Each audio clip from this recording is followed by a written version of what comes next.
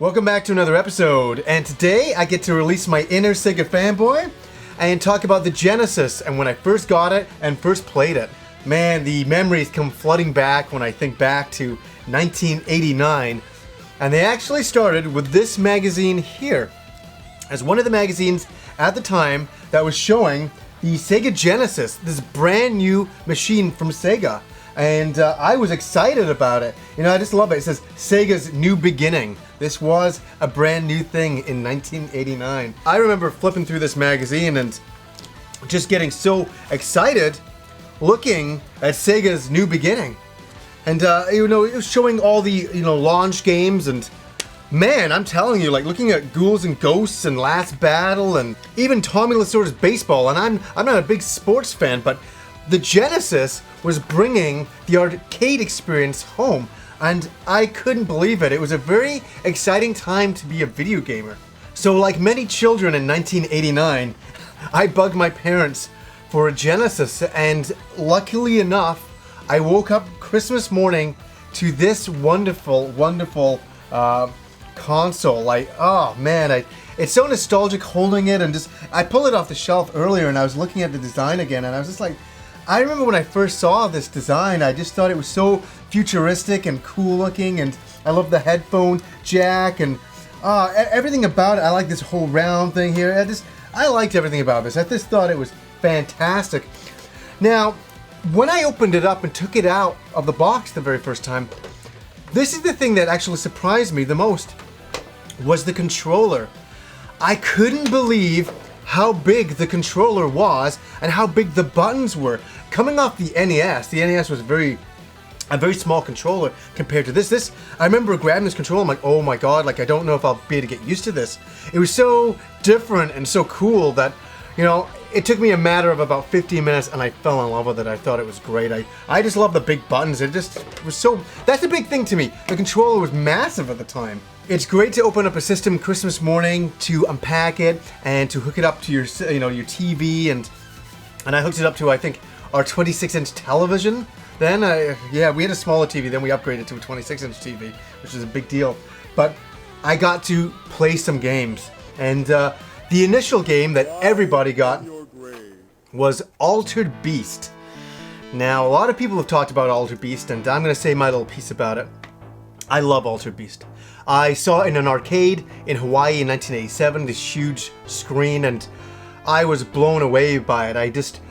It was so cool that this was a game that you just got with a system, and I couldn't believe when I first put it in how cool it looks. Now, this game was over fast. That was the one thing that was kind of like, oh damn, it's over fast, because I liked the game, I loved the graphics, I loved the arcade experience at home, and that's what Altered Beast is to me. The arcade experience at home, and done very well. I remember my friend had Altered Beast on the Master System, and it didn't capture the arcade feel, so very cool to actually get this. The big game that I got that Christmas morning that had a huge impact on me, and I absolutely love it, and that is Hakuto no Ken, The Last Battle, as it was renamed over here. Wow, this game blew my mind. I couldn't believe the size of the characters on the screen at that time. And here's another little funny thing. I remember I first put it in, I got it all hooked up, and my sister did not like video games at all. She had no interest in them, it wasn't her thing. But I remember I was playing the very first level and I was walking through the city, and you can see the parallax scrolling, right? Which was like 3 layers, and you couldn't believe that at the time.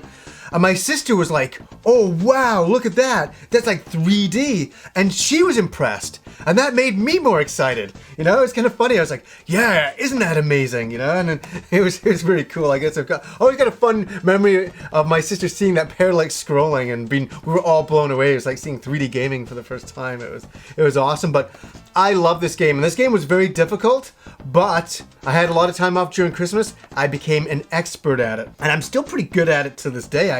Me and Rob pulled it out probably about 5 months ago when we played all the way through it, and Rob was having a hard time with it. But I remembered all the patterns that you had to do to get through certain levels and stuff like that. But, I was really impressed by Last Battle. I couldn't believe it. Obviously, in the Japanese version, there was a lot of blood. But that obviously got removed for the North American version. But, as a launch title, a side view action game. Oh, wonderful stuff. Now, that was it for Christmas. Those are the only games I got.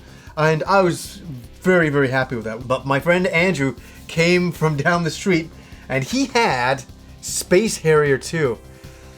Wow, I love Space Harrier. I used to do the old sit-down one in the arcades, and when I got a chance to see Space Harrier 2 on the Genesis, wow, I couldn't believe it. The 3D going through, again, you know, I was blown away that Christmas morning, and it's funny, I remember Andrew, he wasn't that impressed. He's like, yeah, it's okay, it's not that great, and I was like, my God, dude, that's incredible. I was blown away Christmas morning. I was happy to get anything I could. A little bit after that, I got Super Thunderblade. This was a great game, and very difficult, not a lot of frames of animation, but still at the time I played it every day after school, because that's what you did. I only had about 4 games, so I'd play them over and over and over again. And Super Thunderblade, great memories of that. I love the music, but it was very difficult because you didn't have a lot of frames of animation. It was very choppy, so you'd be flying through and you'd get hit by something. It was very frustrating, and I did my best to be as good as I could at this game. I could never get as good as I wanted to be, though. Now, some friends of mine down the street had this game, Forgotten Worlds by Capcom. I think I've talked about this before. Love it, man, love it. Another beautiful looking game on the Genesis. Side view action game, shooting game. And wow, I remember just being blown away, you know, with the huge bosses you can see in the back here. I was just looking at that. The huge bosses, the cinematics with your 2 Schwarzenegger-esque characters in there. But Forgotten Worlds, yeah, it's a forgotten game for Capcom now, that's for sure. You know of my love for ghouls and ghosts, and oh my God, this game just blew my mind. This was a friend of mine's copy down the street as well, but I just loved this game. I couldn't believe how great it was, and this was back then one of my favorite games on the Genesis. I would play this game religiously. Like, as I say, a lot of games back then, I could actually sit down. I can still sit down and go through this game from start to finish. I got it all memorized. I still do. I played it so damn much, you know? So, early memories playing Ghouls and Ghosts. God damn, that was awesome.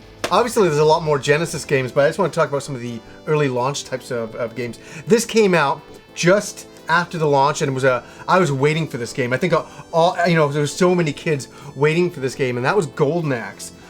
Based on a wonderful arcade game, and I used to play the arcade game up at my 7-Eleven, and I love that. Me and all my friends used to play it. We loved it. And to get a Genesis version of it at home, you didn't have to go to the arcade. You could play this game at home. I can't stress enough, back in 1989, that was a huge, huge deal. So when I did get Golden Axe and I was playing it on the TV at home, it felt like a privilege. I thought, wow, Golden Axe is just stupendous. Really nice conversion of it, really nice graphics. They did a good job of the sound and all of that. I'm a big fan of Golden Axe on the Genesis. Now, that was my launch period of games. The great thing that I picked up just after Christmas, I remember I picked up Revenge of Shinobi and Alice Kid, but I also at that time I picked up this, and that was the Power Base Converter. And what this allowed you to do, you flip the top there, you put it on top of your Genesis, click it down. Now you can play Sega Master System games right on top. For me, at the time, I could play my Wonder Boy games, my Phantasy Star 1 game, Golvelius, Miracle Warriors. There's a host of amazing games. Wow, what a great device. So now, all I had to have was one machine. I didn't have to pull out the Master System. I had one machine to rule them all, and that's all I needed. This was absolutely stunning. God, could I sit here and talk for another hour on all of the wonderful games that came out for the Genesis? You damn right I could.